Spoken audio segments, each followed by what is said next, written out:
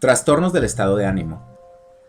El estado de ánimo afecta la manera en que las personas perciben el mundo, sus funciones vitales y en general su totalidad.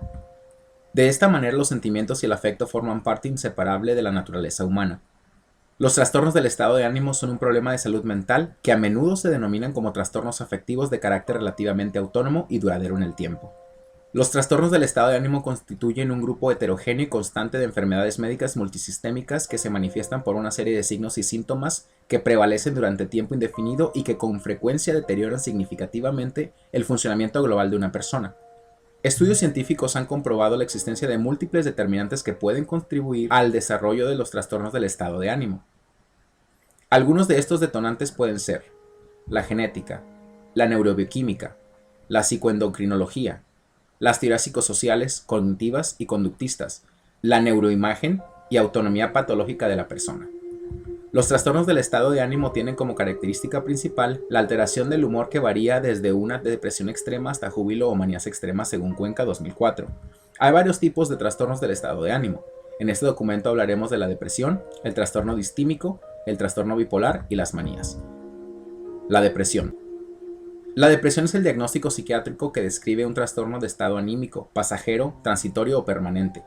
Ese se caracteriza por sentimientos de infelicidad, abatimiento o culpabilidad que impiden al sujeto disfrutar de cosas o acontecimientos de la vida que alguna vez disfrutaba. Estos episodios depresivos suelen estar acompañados de ansiedad y en ocasiones pueden detonar un trastorno bipolar en la persona. La depresión es un síndrome o conjunto de síntomas que atacan el área afectiva llevando a la persona a disminuir su rendimiento laboral, social y personal.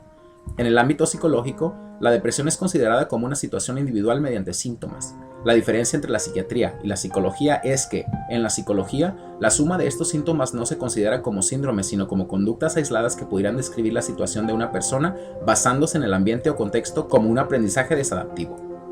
Otros trastornos depresivos pueden ser el trastorno depresivo mayor y el trastorno depresivo no identificado. El trastorno depresivo mayor tiene como características principales uno o más episodios depresivos sin historia de episodios maníacos, mixtos o hipomaníacos. En este trastorno, la inercia resulta tan paralizante que es imposible reunir las fuerzas para enfrentarse a las actividades más simples, eso según Blesedel, 2005. En el trastorno depresivo no especificado, los síntomas depresivos se presentan como parte de un trastorno de ansiedad no especificado. En este aspecto se incluyen el trastorno disfórico, premenstrual, depresivo mayor, depresivo breve recidivante, depresivo posipsicótico, el trastorno delirante y los trastornos inducidos por sustancias. Distimia. El trastorno distímico es un tipo de depresión que dura al menos 2 años, aunque en algunas personas puede durar mucho más. Por lo general, su depresión es leve o moderada, en lugar de grave. La mayoría de estas personas no pueden asegurar el primer momento en que se deprimieron. Es posible que las personas que cuenten con este trastorno tengan periodos de estado de ánimo normal que duren hasta 2 meses. Aunque este tipo de depresión es leve, podría dificultar el funcionamiento de una persona en el hogar, en la escuela o en el trabajo. Se calcula que hasta el 4% de las personas tiene este trastorno y puede comenzar en la infancia o en la adultez. Nadie sabe por qué, pero como en la mayoría de los tipos de depresión, parece ser más común en las mujeres. Sus causas aún se desconocen, pero puede que se deba a algunos cambios en el cerebro que involucran una sustancia química llamada serotonina. La serotonina ayuda al cerebro a manejar las emociones y emitir juicios. Es posible que otros problemas médicos y el estrés constante de la vida también desempeñen un papel importante en este tipo de trastorno. El código para este trastorno es F34.1. Los criterios son pérdida o aumento de apetito, insomnio, falta de energía, baja autoestima, dificultades para concentrarse y sentimientos de desesperanza. Este último punto puede ocasionar que la persona ingiera sustancias alterantes o depresivas tales como el alcohol y las drogas. Esto para sentirse bien consigo misma, al igual que depender de esas para cambiar su estado de ánimo o para compensar otras deficiencias. Los síntomas de este trastorno no son consecuencia de sustancias.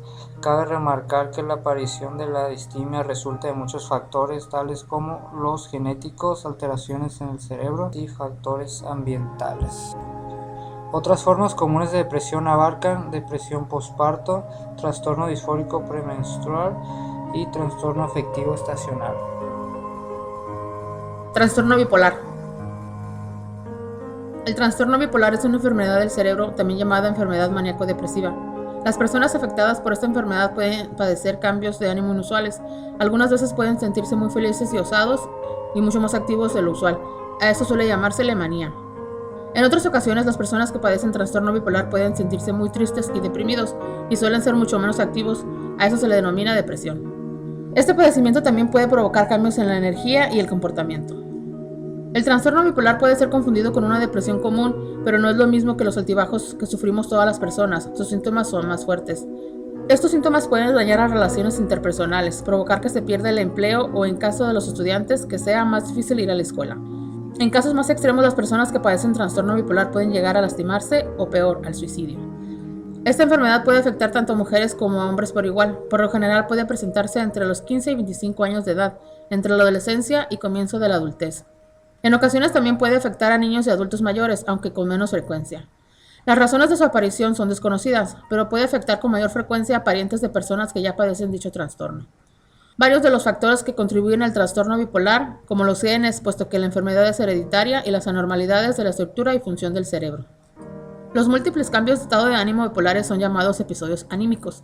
Los enfermos suelen padecer episodios maníacos.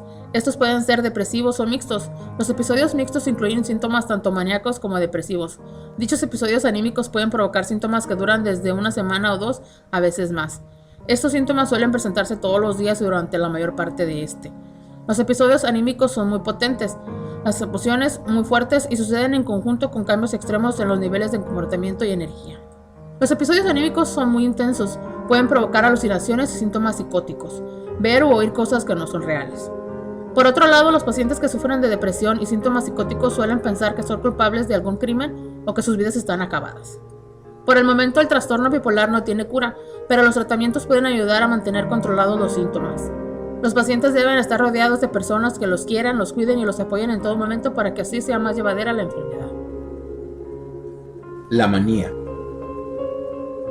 La manía es un trastorno del estado de ánimo que se define como un trastorno caracterizado por la elevación del estado de ánimo, con pensamientos acelerados, menor necesidad de sueño, hiperactividad y mal control de los impulsos. Las personas en estado de manía con frecuencia se enfadan rápidamente, hablan con rapidez, cambian de tema continuamente, tienen impulsos sexuales intensos y se alimentan y duermen poco, pero siguen siendo hiperactivos. Cuando el episodio de ánimo anormalmente eufórico no interfiere con la vida diaria de las personas, se considera hipomanía. La hipomanía es una forma más suave de la manía, con los mismos síntomas de esta, pero de menor intensidad. Cuando la manía y la depresión aparecen de manera alternada, se le llama trastorno bipolar. La manía puede deberse tanto a factores internos como a factores externos de la persona. Los factores externos son las condiciones a las que el paciente se expone por el hecho de vivir en sociedad, mientras que los factores internos pueden ser de tipo genético o biológico.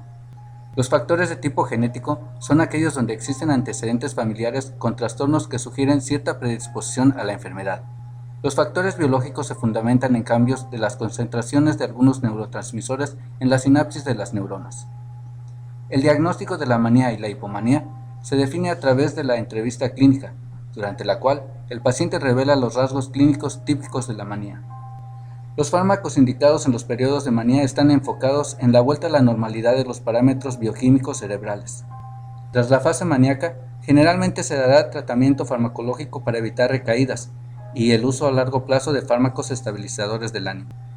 La prevención de los episodios de manía incluye evitar factores de riesgo de origen externo, como el uso de estimulantes o drogas psicotrópicas. En los casos en que un nuevo episodio de manía esté apareciendo, la detección precoz será importante para el control del cuadro y la administración de tratamiento antes de que el paciente, su patrimonio o las personas en su entorno puedan correr un riesgo mayor.